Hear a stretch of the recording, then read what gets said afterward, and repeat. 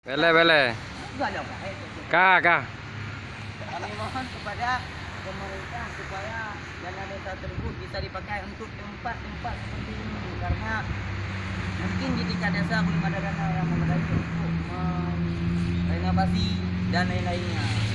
Sekarang kita lihat salah satu program dari dana desa tahun 2015, yaitu pemasangan lantai keramik di bawah, yang saya pemanfaatkan untuk dalam acara menyebut program-program dari kecamatan dan acara rapat-rapat yang saya gunakan di bawah supaya tidak terganggunya pelaksanaan ibadah pada tempat ini.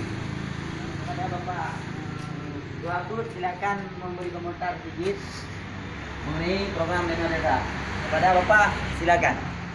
Terima kasih kepada Bapak Jokowi yang telah mengusulkan dana desa. Semoga bermanfaat bagi masyarakat banyak, terutama untuk desa kami Sesuai dengan pada tempatnya dan prosedurnya. SPDM yang kami tentukan, terutama ini proyek 2016 lantai keramik, insya Allah bermanfaat bagi masyarakat banyak. Oke, itulah kata-kata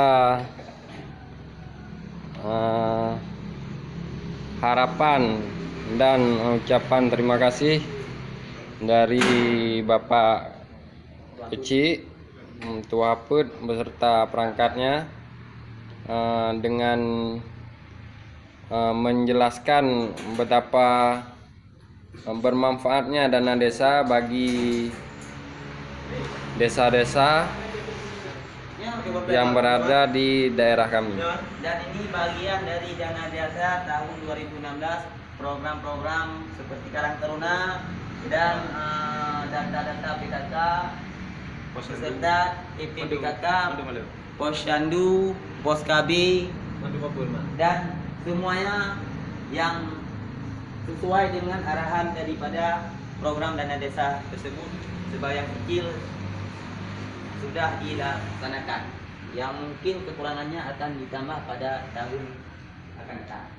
Semoga dana desa tersebut dapat berjalan tanpa akhir, tanpa henti, supaya kami di desa bisa mengelola sendiri penggunaan dana yang sedemikian rupa telah dikucurkan.